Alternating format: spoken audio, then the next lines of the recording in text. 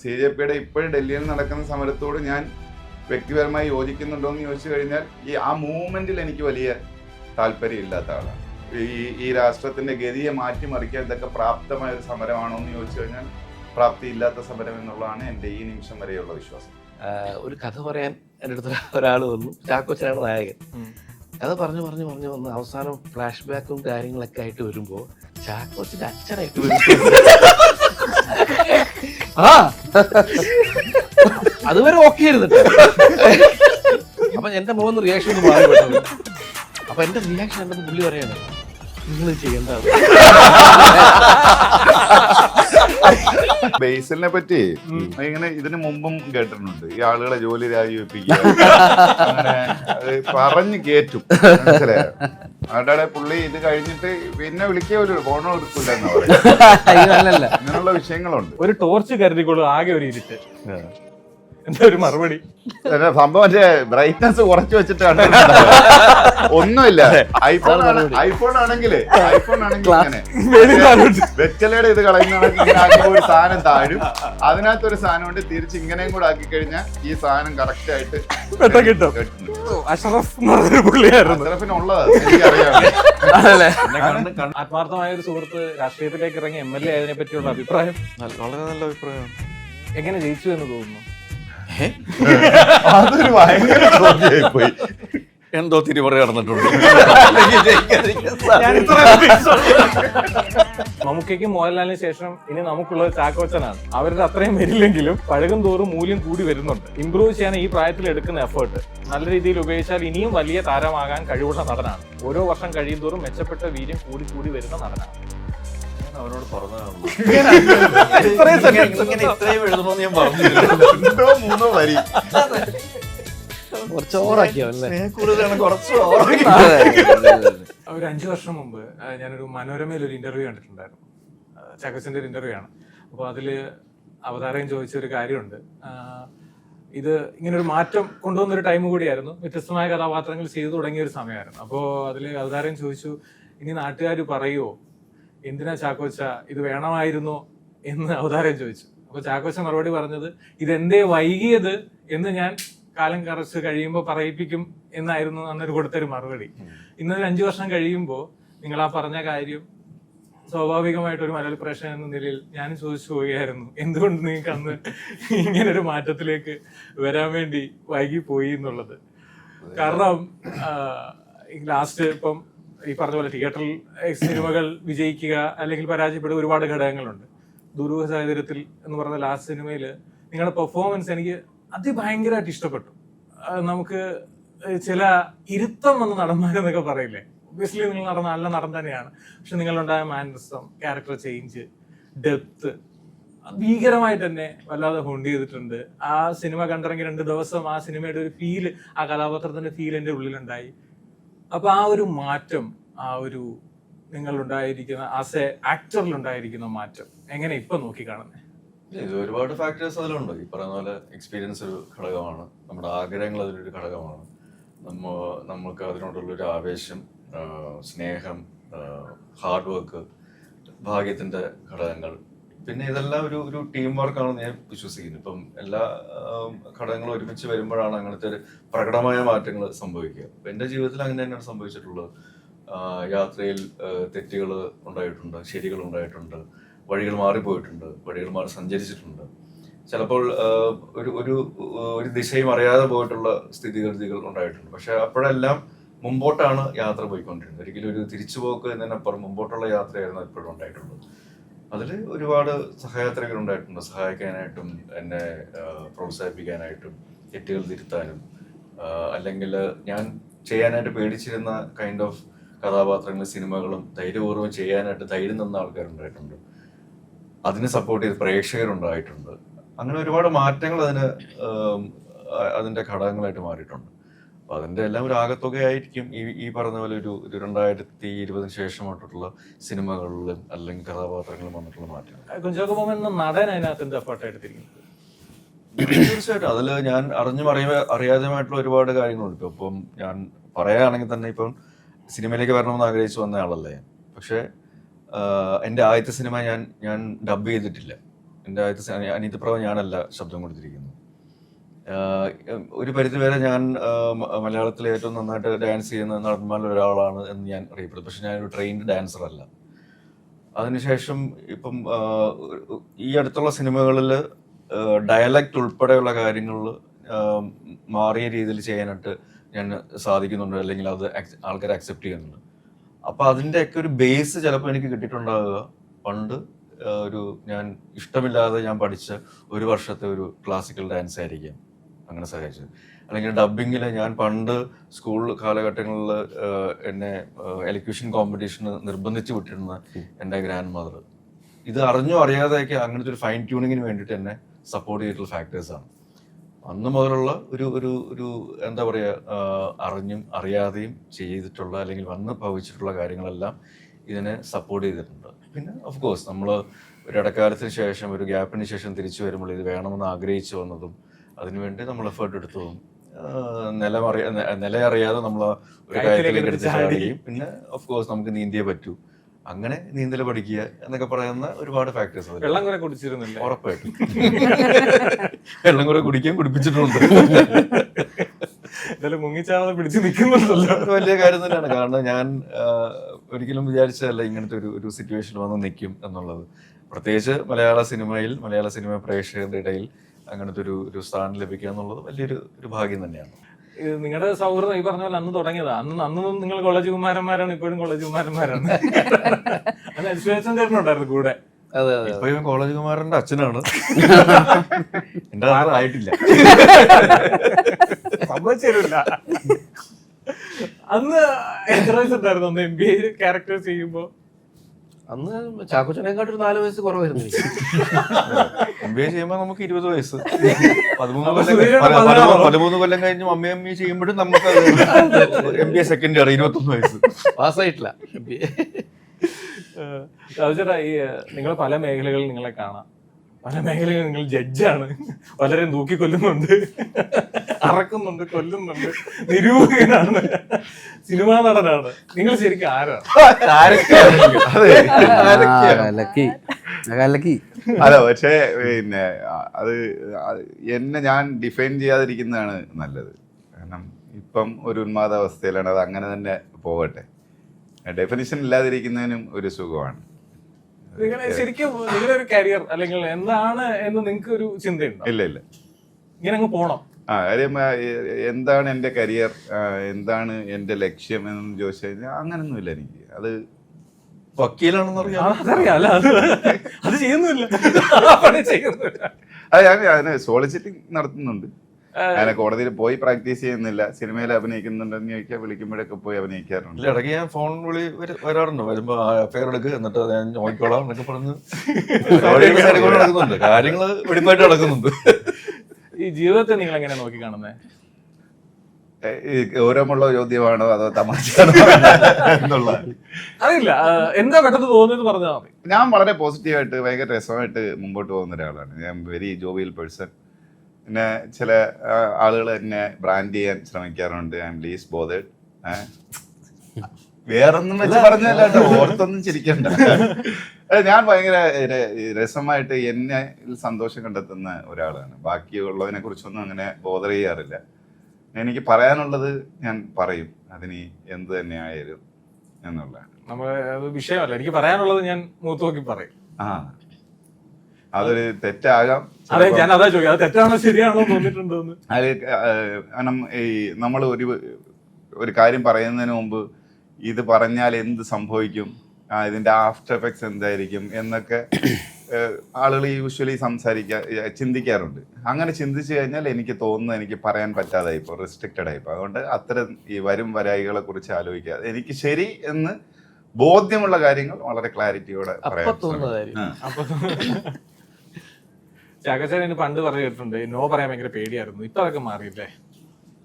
ഉറപ്പായിട്ടും ഞാൻ പറയാറുണ്ട്. അത് ഒരാളുടെ നന്മയ്ക്ക് വേണ്ടിയിട്ട് കൂടെയാണത്. നമുക്ക് അറ്റ്ലീസ്റ്റ് എൻ്റെ ഒരു ജഡ്ജ്മെന്റിന് ശരിയാവില്ല എന്ന് തോന്നുന്ന കാര്യങ്ങൾക്ക് നോ പറയാനായിട്ട് ഞാൻ ശ്രമിക്കാറുണ്ട്. എനിക്ക് മലയാളത്തിൽ എടുത്തു പറഞ്ഞ മികച്ച നടിമാർ എന്ന് തന്നെ ഞാൻ വിശേഷിപ്പിക്കും. താരങ്ങളൊന്നും അല്ല ഞാൻ പറയുന്നത്, മികച്ച നടിമാർ എന്ന് വിശേഷിപ്പിക്കുന്നതിൽ ഏറ്റവും ടോപ്പിൽ നിൽക്കുന്ന ഒരാളാണ് എന്നെ സംബന്ധിച്ചിടത്തോളം, വളരെ പേഴ്സണലി. കാരണം അത്ര ഡെപ്തായിട്ട് കഥാപാത്രങ്ങൾ ഉൾക്കൊള്ളാനും അവതരിപ്പിക്കാനും ഒക്കെ ശേഷിയുള്ള ഒരു മികച്ച നടി. അങ്ങനെ തന്നെയാണ് എനിക്ക് പറയാനും നിങ്ങളെ അഭിസംബോധന ചെയ്യാനും ഇനി ആഗ്രഹിക്കുന്നത്. ഈ കഥാപാത്രങ്ങളെ ഇങ്ങനെ ഉൾക്കൊള്ളാനും അവതരിപ്പിക്കാനും ഉള്ള നിങ്ങളൊരു ശേഷി, അതിന്റെ ഒരു ഉറവിടം എങ്ങനെയാണ്?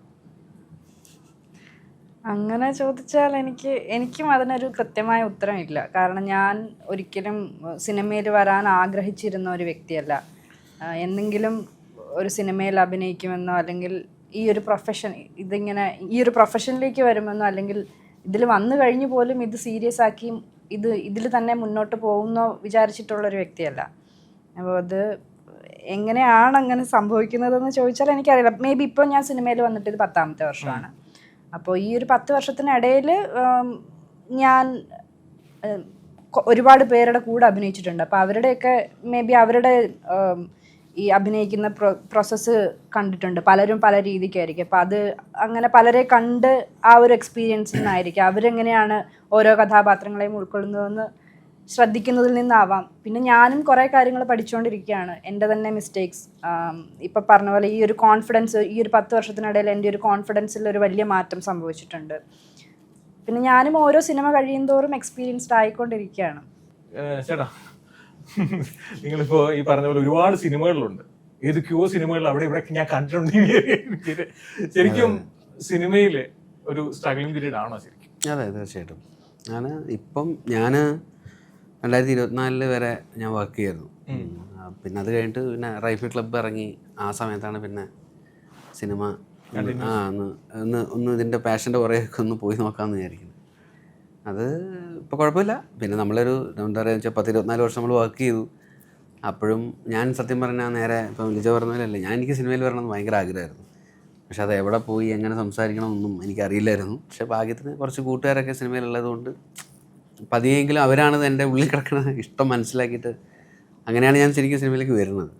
പക്ഷെ അപ്പോൾ വർക്ക് ചെയ്യുന്ന സമയത്ത് നമുക്ക് ഈ മന്ത്ലി കിട്ടുന്ന ഒരു സാലറി എന്നുള്ളത് നമ്മളെ സംബന്ധിച്ചൊരു സേഫ് സോൺ ആണല്ലോ. അപ്പോൾ അത് കളയണോ വേണോ എന്നുള്ള രീതിയിലാണ് പോയിക്കൊണ്ടിരുന്നത്. പൊന്മാൻ ചെയ്തുകൊണ്ടിരിക്കുമ്പോൾ ബേസിലും ജ്യോതിഷേട്ടനുമാണ് എൻ്റെ അടുത്ത് പറഞ്ഞത്, നീ ഏതെങ്കിലും ഒരു തീരുമാനം സീരിയസ് ആയിട്ട് എടുക്കണം എന്ന് പറഞ്ഞു. അപ്പോൾ അതെൻ്റെ മനസ്സിലുണ്ടായിരുന്നു, എടുക്കണം എന്നൊക്കെ തോന്നിയിട്ടുണ്ടായിരുന്നു. പക്ഷേ അവരുടെ ഒരു സംസാരം കൂടെ കേട്ടപ്പോൾ ഞാൻ വിചാരിച്ചു ചലോ ഇനിയിപ്പം എന്തായാലും ഒന്ന് ട്രൈ ചെയ്ത് നോക്കാന്ന് വിചാരിച്ചു. എനിക്ക് വരാനിരിക്കുന്ന ഒരുപാട് സിനിമകളുടെ ഭാഗമാണ്. അതെ, നമ്മള് തമ്മിൽ ഒരുമിച്ചിട്ടുണ്ടല്ലോ അതിമനോഹരത്തിൽ. എന്റെ ഭാഗമായിട്ട് അതെ, ഞാൻ സുധീഷ് ചേട്ടനോട് ശരി എനിക്കൊരു ഡയലോഗ് ഉള്ള സുധീഷ് ചേട്ടനോടാ. നല്ല തുടക്കം. അതേ പറഞ്ഞു തുടങ്ങിയ സുധീഷ് ചേട്ടനോടാ.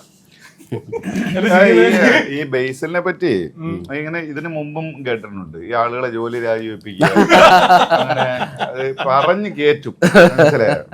അവിടെ പുള്ളി ഇത് കഴിഞ്ഞിട്ട് പിന്നെ വിളിക്കോലു, ഫോണോ എടുക്കൂല എന്നാ പറയുന്നത്. ഇങ്ങനെയുള്ള വിഷയങ്ങളുണ്ട്. അതാണ് ടാർഗറ്റ് വെച്ച് പോവുക. 200 രൂപ ബുക്ക് വാങ്ങിച്ചു വെച്ചേക്കുന്നത്, എത്ര പേരെ ജോലി രാജിവെപ്പിക്കും.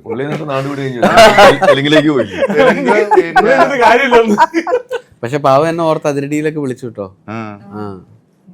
പാവൊന്നും പറയണ്ട, പുള്ളി കനേഡിയൻ മൂവിയിലൊക്കെ അഭിനയിക്കാം.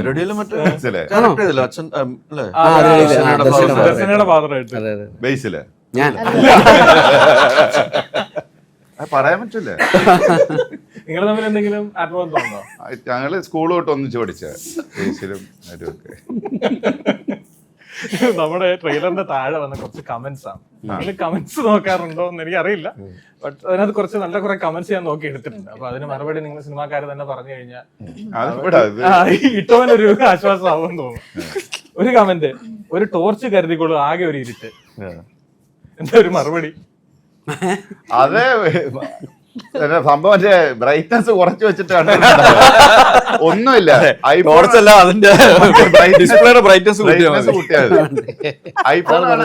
ആണെങ്കിൽ ഇങ്ങനെ വെറ്റലയുടെ ഇത് കളയുന്ന ഒരു സാധനം താഴും, അതിനകത്തൊരു സാധനം കൊണ്ട് തിരിച്ച് ഇങ്ങനെയും കൂടെ ആക്കി കഴിഞ്ഞാൽ ഈ സാധനം കറക്റ്റ് ആയിട്ട് കിട്ടും.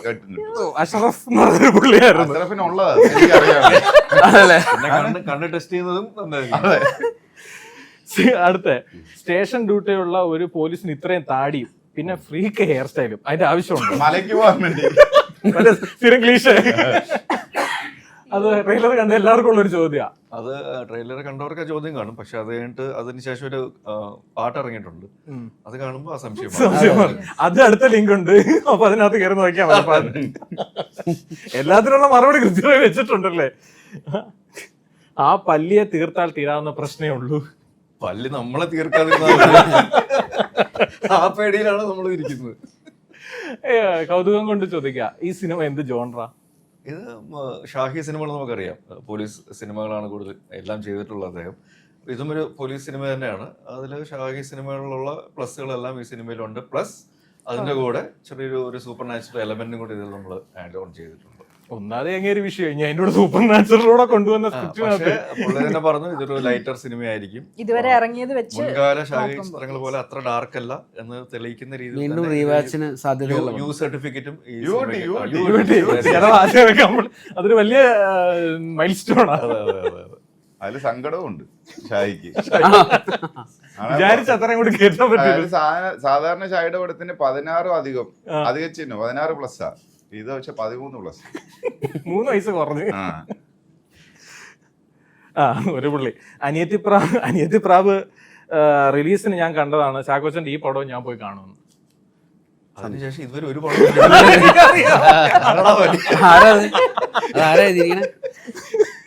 Anilkumar plus EKG 9FG. ഇവരൊക്കെ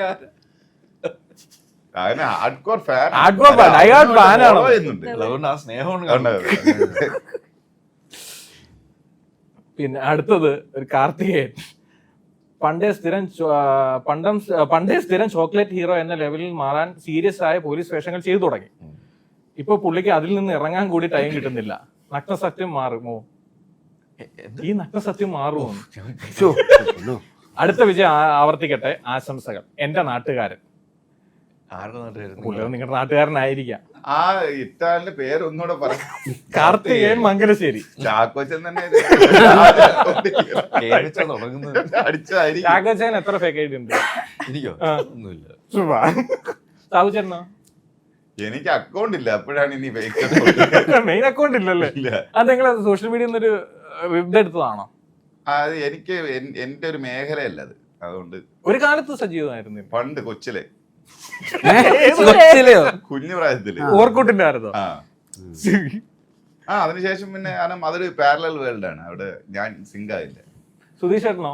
അക്കൗണ്ട് ഉണ്ട്, ഫേസ്ബുക്ക്. ആക്റ്റീവ് ആണോ?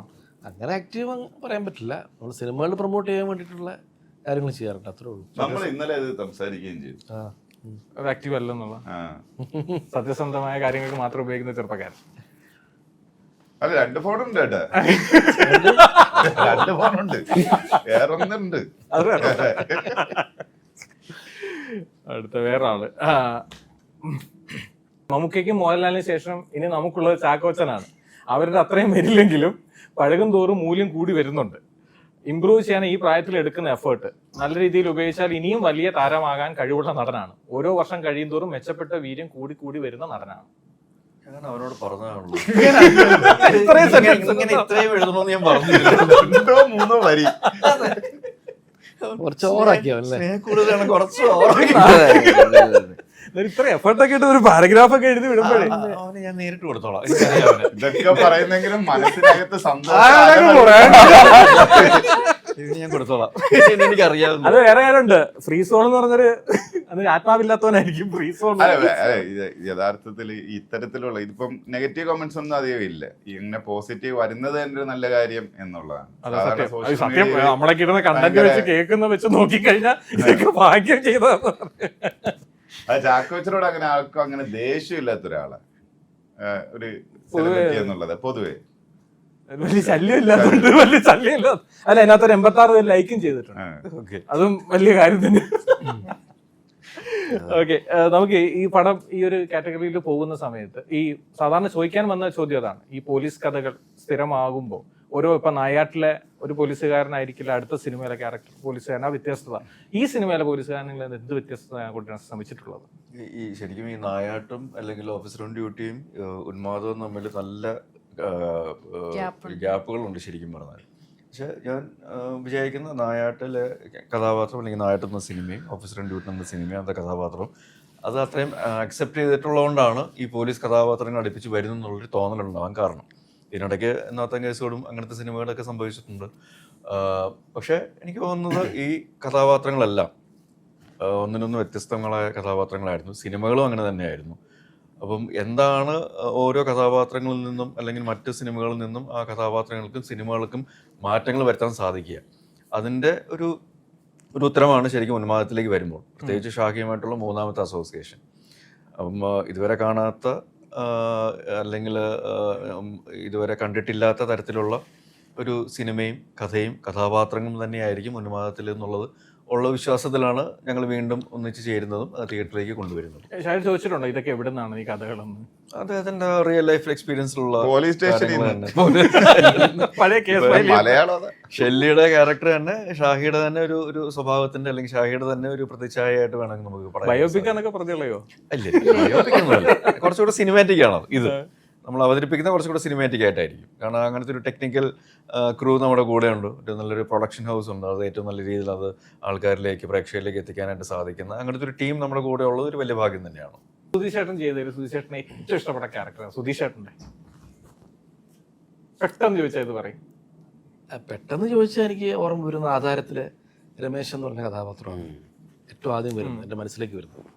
പക്ഷേ ഒരുപാട് നല്ല വേഷങ്ങൾ വേറെയുണ്ട്. ഇപ്പം ആദ്യത്തെ സിനിമയാണെങ്കിൽ അനന്തരം എന്നുള്ള സിനിമയാണെങ്കിലും പിന്നെ മണിച്ചിത്രത്താഴ്, അനിയത്തിപ്രാവ്, വലിയ ബാലേട്ടൻ, അങ്ങനെ ഒരുപാട് മുദ്രയുണ്ട്, അങ്ങനെ ഒരുപാട് ക്യാരക്ടേഴ്സ് ഉണ്ട്, ഇല്ലാന്ന് പറയാൻ പറ്റില്ല. അപ്പോൾ എങ്കിൽ കൂടെ ഇപ്പം ചാക്കോച്ചൻ്റെ ഒരു മാറ്റം കണ്ടല്ലോ, നമ്മുടെ ചാക്കോച്ചൻ്റെ ഒരു ഗംഭീര തിരിച്ചുവരവ് നമ്മൾ കണ്ടു. അതേപോലെ തന്നെ എനിക്ക് ഈ പറഞ്ഞ പോലെ കുറച്ച് കാലത്തിനിടയിലാണ് കുറച്ച് ഡിഫറെൻറ്റ് ക്യാരക്ടേഴ്സ് കിട്ടി തുടങ്ങിയിരിക്കുന്നത്. അപ്പോൾ അതിൽ കൂടുതലായിട്ടും പ്രായമുള്ള ക്യാരക്ടേഴ്സാണ് കൂടുതലായിട്ടും ലഭിച്ചുകൊണ്ടിരിക്കുന്നത്. അതിൻ്റെ ഒരു കോമഡി ഉണ്ട്. ചാക്കോച്ചൻ്റെ സംഭവം പറയുകയാണെങ്കിൽ, ഒരു കഥ പറയാൻ എൻ്റെ അടുത്ത് ഒരാൾ വന്നു. ചാക്കോച്ചനാണ് നായകൻ. അപ്പോൾ ഞാനും നല്ലൊരു ക്യാരക്ടറാണ്. അപ്പോൾ ഇങ്ങനെ ഇങ്ങനെ നല്ല ക്യാരക്ടർ കഥ പറഞ്ഞുകൊണ്ടിരിക്കുകയാണ്. കഥ പറഞ്ഞു വന്ന് അവസാനം ഫ്ലാഷ് ബാക്കും കാര്യങ്ങളൊക്കെ ആയിട്ട് വരുമ്പോൾ അവസാനം വരുന്നത് വെച്ചാൽ ചാക്കോച്ചൻ്റെ അച്ഛനായിട്ട് വരും. അതുവരെ ഓക്കെ ആയിരുന്നു. അങ്ങനെ പറഞ്ഞു വന്നപ്പോൾ ലാസ്റ്റ് ഇങ്ങനെയാണ് സംഭവം. അപ്പൊ എന്റെ മുഖം റിയാക്ഷൻ ഒന്ന് മാറി പെട്ടത്. അപ്പൊ എന്റെ റിയാക്ഷൻ കണ്ടപ്പോ പുള്ളി പറയണേ, നിങ്ങൾ ചെയ്യേണ്ടത്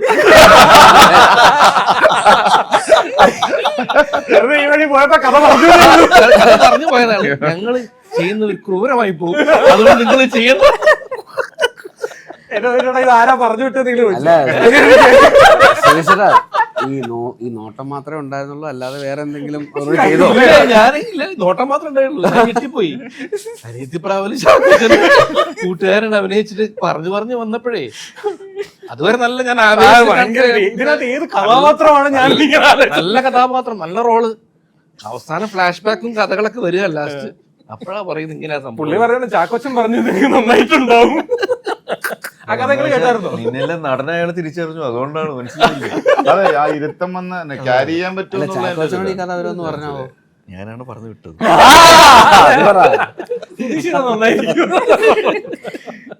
ഇച്ചിരിപ്പോ കൂടുതലാണ്. ഈ സ്വന്തം ആത്മാർത്ഥമായ ഒരു സുഹൃത്ത് രാഷ്ട്രീയത്തിലേക്ക് ഇറങ്ങി MLA ആയതിനെ പറ്റിയുള്ള അഭിപ്രായം? വളരെ നല്ല അഭിപ്രായമാണ്. എങ്ങനെ ജയിച്ചു എന്ന് തോന്നുന്നു? അതൊരു ഭയങ്കര ചോദ്യമായി പോയി. എന്തോ തിരിമറി നടന്നിട്ടുണ്ട്.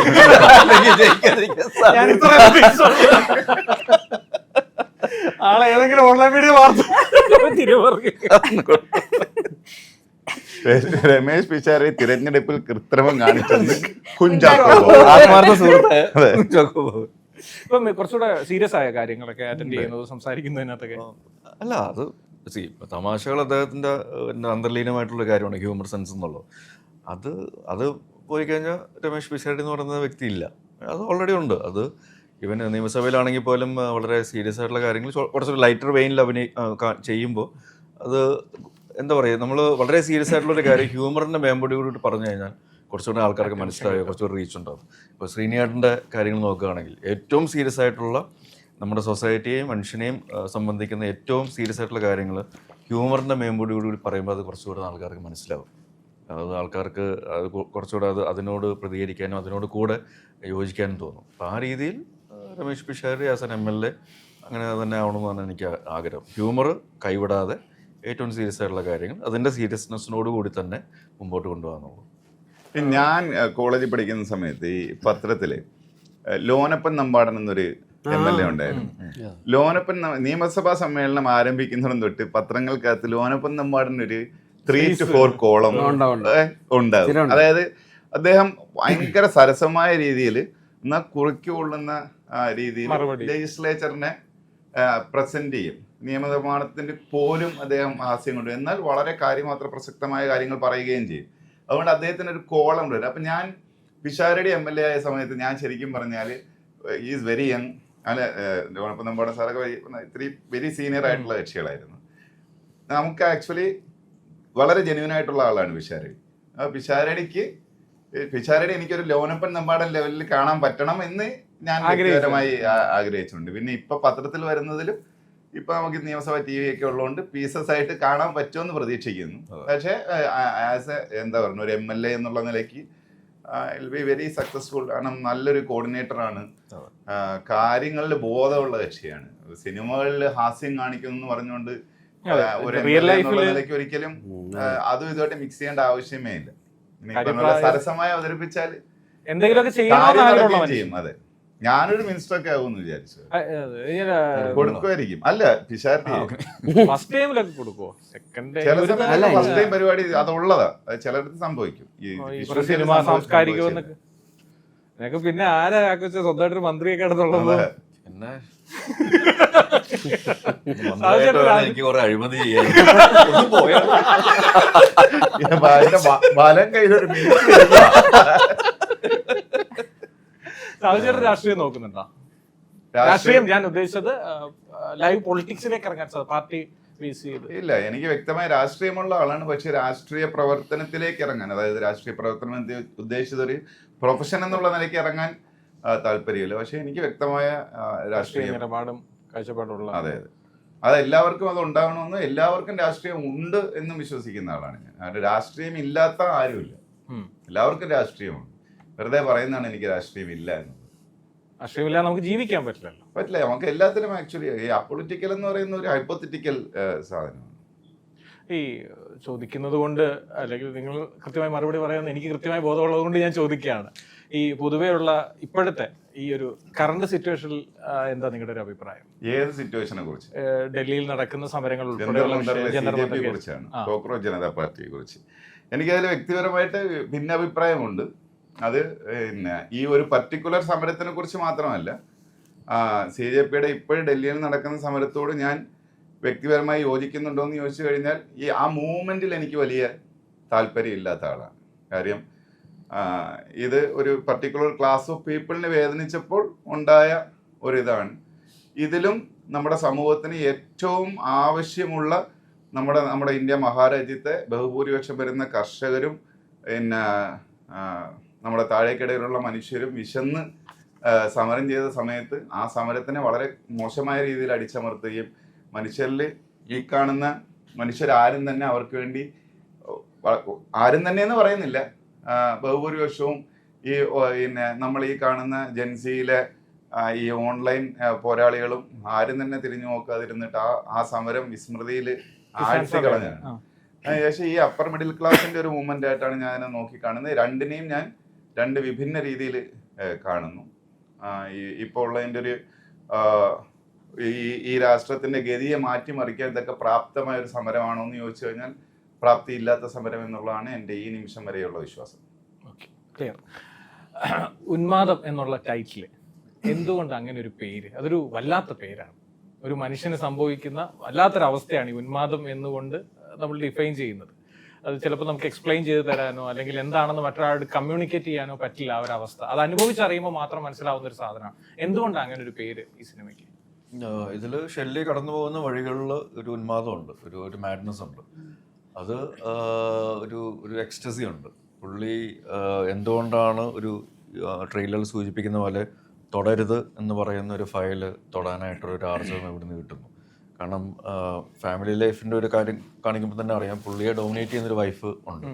അപ്പം അങ്ങനെ ഒരാൾ ആരും തൊടാൻ പേടിക്കുന്ന ഒരു ഫയല് തൊടാനായിട്ടുള്ള കാരണം എന്താണ്? അത് പിന്നീട് ഏതൊക്കെ രീതിയിലേക്ക് അതിനെ മാറ്റിമറിക്കുന്നുണ്ട്? അതിലുള്ള ഈ ഫയല് അന്വേഷണത്തിലുള്ള പുള്ളിയുടെ ഒരു ഉന്മാദം എന്താണ് എന്നുള്ളതൊക്കെ അടിസ്ഥാനപ്പെടുത്തിയിട്ടുള്ളൊരു ടൈറ്റിലാണ് അതിന് കൊടുത്തിരിക്കുന്നത്.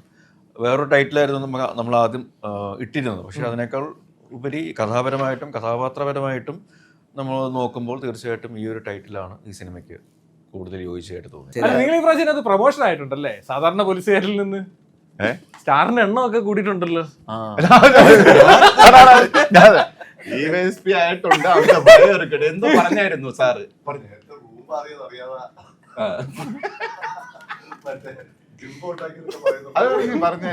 അത് പറഞ്ഞു വന്നപ്പോഴേ പറഞ്ഞു.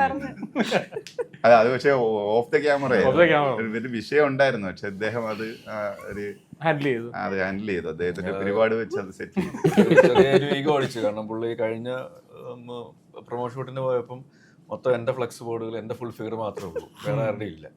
പക്ഷെ ഞാൻ മസ്റ്റായിട്ട് പറഞ്ഞു വേറെ എൻ്റെ പോലും ഇല്ലെങ്കിൽ അത് പുള്ളിയുടെ പുറകിലല്ല, പുള്ളിക്ക് കാണുന്ന രീതിയിൽ. ഞാൻ അത്തരത്തിലുള്ള ഒരു പബ്ലിസിറ്റി ആഗ്രഹിക്കുന്ന തരത്തിലുള്ള ഒരാളല്ല. കാരണം ഇപ്പം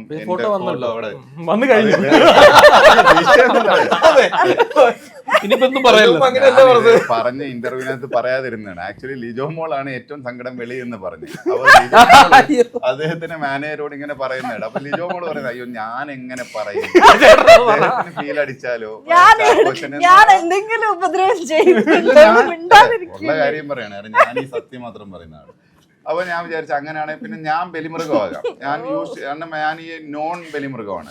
ഞാൻ വിചാരിച്ചെന്താ പിന്നെ ലിജോ മോളുടെ ഒരു സങ്കടം എന്നിലൂടെ പുറത്തു വരുന്നെങ്കിൽ വരട്ടെ, അവർക്കൊരു ആശ്വാസം. അത്ര ഞാൻ ഉദ്ദേശിച്ചു. ഞാൻ പ്രത്യേകം ശ്രദ്ധിക്കുകയും ചെയ്തു. കാരണം ലിജോ മോളുടെ പോസ്റ്റർ ഇല്ലാത്ത ഇന്റർവ്യൂകളിലൊക്കെ പുള്ളിക്കാരി പറയാറുണ്ട് ഈ സിനിമയിൽ ഞാനാണെങ്കിൽ ഡോമിനന്റ് ക്യാരക്ടർ.